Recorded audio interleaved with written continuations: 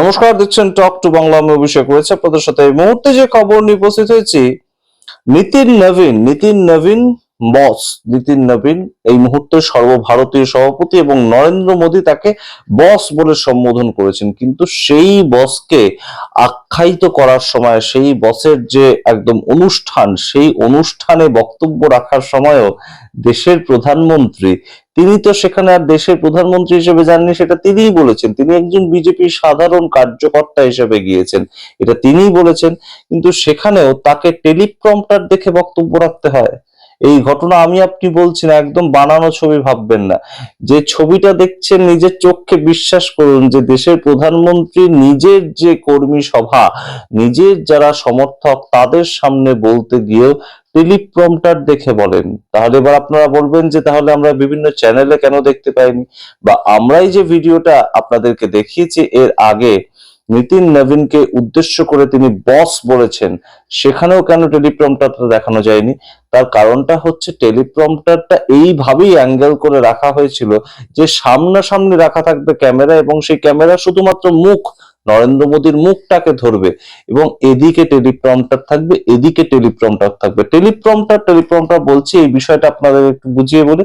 Teleprompter হচ্ছে এমন একটা যন্ত্র যেখানে লেখা থাকে, কি কি বলবেন নরেন্দ্র মোদী, একটার পর একটা লেখা উঠতে থাকে, একদম মেশিনে উঠতে থাকে, একটা স্ক্রিন।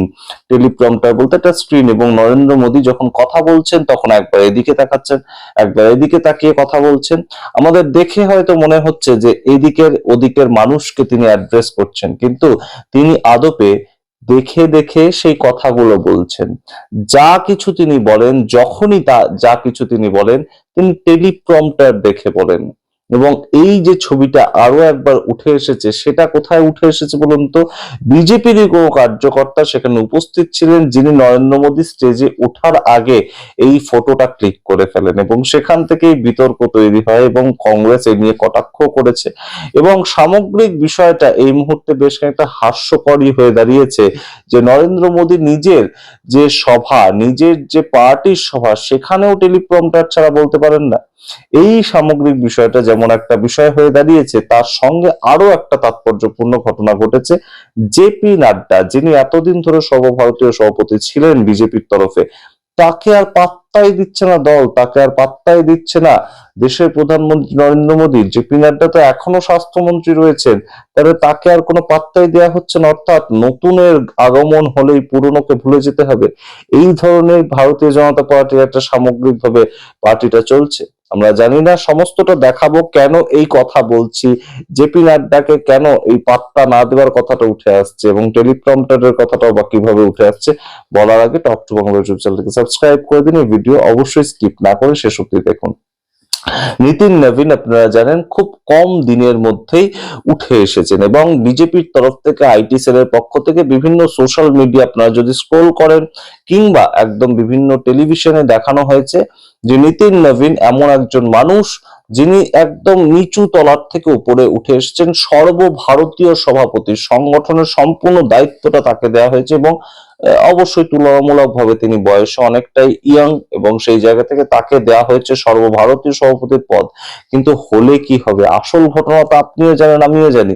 সেটা হচ্ছে একদম যখন মোদী সরকার 14 সালে ক্ষমতায় এসছে, তখন থেকে একদম সরাসরি যিনি দখল করেছিলেন সভাপতির জায়গাটা, তিনি এখনো পর্যন্ত চালাচ্ছেন। তিনি কে? তিনি অমিত শাহ। এবং অমিত শাহ প্রথমে সভাপতি ছিলেন, একদম সর্বভারতীয় সভাপতি ছিলেন তিনি।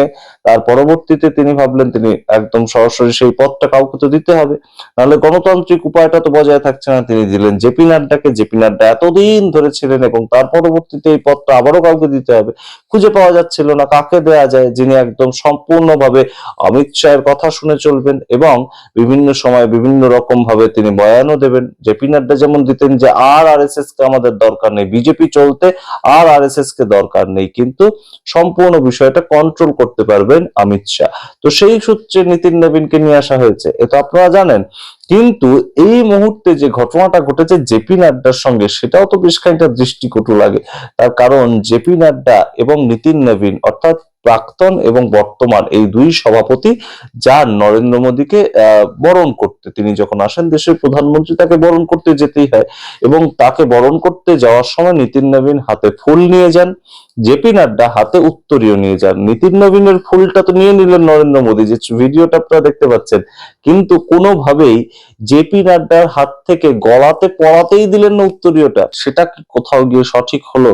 এবং অবশ্যই কিন্তু এই মুহূর্তে বারংবার আপনাদেরকে যেটা বলার চেষ্টা করছি যে নীতিন নবীন এমন একজন মানুষ যিনি অমিত শাহের ছায়া সঙ্গী, সেই জায়গা থেকে উঠে এসেছেন, এবং সেটা এই মুহূর্তে খুব গুরুত্বপূর্ণ। কারণ বিভিন্ন রাজ্যে ভোট রয়েছে, এখন যদি তেমন মানুষকে আনা হতো যিনি নিজের মতন নিজের সংগঠনটাকে সাজাতে চাইবেন, তাহলে আর যাই হোক না কেন একদম স্বরাষ্ট্রমন্ত্রী অমিত শাহ তার কিন্তু বেশ খানিকটা চাপই হতো, এবং সেখান থেকেই এই মুহূর্তে এই সামগ্রিক ঘটনাটা করা হলো। এবং নীতিন নবীন একজন ইয়াং মানুষ, তাকে তুলে আনা, সেটাও বিজেপি একটা মেসেজ কিন্তু দিতে পারলো যে ইয়াংদেরও কিন্তু অবশ্যই পরবর্তী প্রজন্মকেও তুলে আনা হতে পারে পার্টির একদম শীর্ষ পর্যায়ে, অর্থাৎ যারা বিজেপি করেন তাদের জন্য এটা অবশ্যই একটা পজিটিভ মেসেজ বটে। এবং সেখান থেকেই এই মুহূর্তের সামগ্রিকতার প্রেক্ষিতে দুটো কথা কিন্তু উঠে আসে। নরেন্দ্র মোদী তিনি তার যে একদম এই সামগ্রিক কার্যক্রম, সেখানে টেলিপ্রম্পটার ছাড়া বলতে পারছেন না, সেটা যেমন একটা বিষয় উঠে আসে। পবন খেরা এই নিয়ে বলেছেন যে টেলিপ্রম্পটার ছিল তাই টেলিপ্রম্পটার দেখা যাবে, ডিগ্রি থাকলে ডিগ্রি দেখা যেত। ডিগ্রি বলতে নরেন্দ্র মোদীর ডিগ্রি সম্বন্ধে কংগ্রেস কটাক্ষ করেছে। তো সামগ্রিক বিষয়টা এইরকম যখন হয়েছে, নীতিন নবীনের যে নির্বাচনটা হয়েছে, নীতিন নবীন যে পরবর্তীতে সর্বভারতীয় সভাপতি হলেন, সেই নির্বাচনটা সম্বন্ধে কংগ্রেস কটাক্ষ করেছে। কংগ্রেস বলছে যে এত বড় পার্টি, সারা পৃথিবীর মধ্যে সর্ববৃহৎ পার্টি, সেই পার্টির সর্বভারতীয় সভাপতি চুজ করা হচ্ছে, তো সেই ক্ষেত্রে একটা নির্বাচনও হবে। একজন মনোনয়নপত্র জমা দিলেন এবং তাকেই সম্পূর্ণভাবে চুজ করে নেওয়া হলো, এইভাবেই তিনি সরাসরি হয়ে গেলেন সর্বভারতীয় সভাপতি।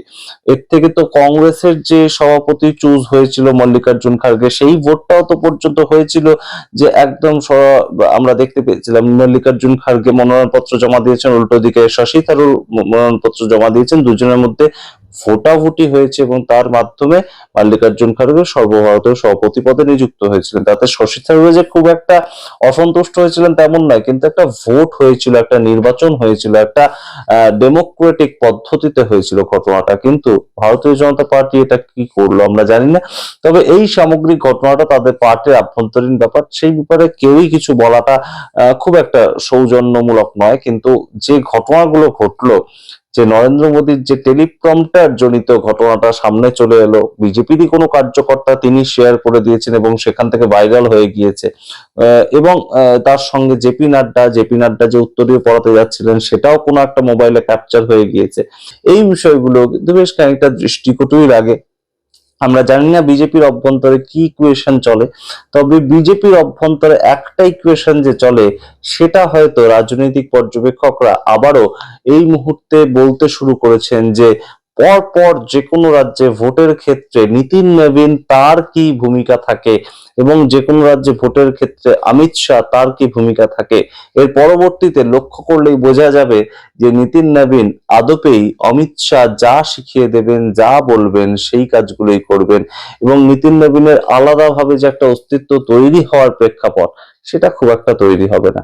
তিনি হয়তো মাঝে মধ্যে বলবেন জেপি নাড্ডার মতন যে আরএসএস আমাদের কেউ নয়, আরএসএস এর কথা আমরা আর শুনবো না, বিজেপি নিজের মতন নিজে চলতে পারে। এবং তার পরবর্তীতে যদি ঘটনা খুব খারাপের দিকে যায়, তখন বিজেপির তরফ থেকে বলে দেওয়া হবে এটা সর্বভারতীয় সভাপতির ব্যক্তিগত মতামত। এই জন্যই হয়তো নীতিন নবীনকে চুজ করা হয়েছে, আমরা জানি না। তার মধুর স্বভাব, তার মিষ্টি স্বভাব, তার সহজ সরল স্বভাবের কথা নরেন্দ্র মোদী তো নিজেই বলেছেন, যদিও সেগুলো টেলিপ্রম্পটারে লেখা ছিল, এখন বোঝা যাচ্ছে। কিন্তু অবশ্যই বেশ খানিকটা আশা আমাদের থাকবে, নীতিন নবীন নিজের মতন নিজে কিছু সাংগঠনিক কাজকর্ম করার চেষ্টা করবেন।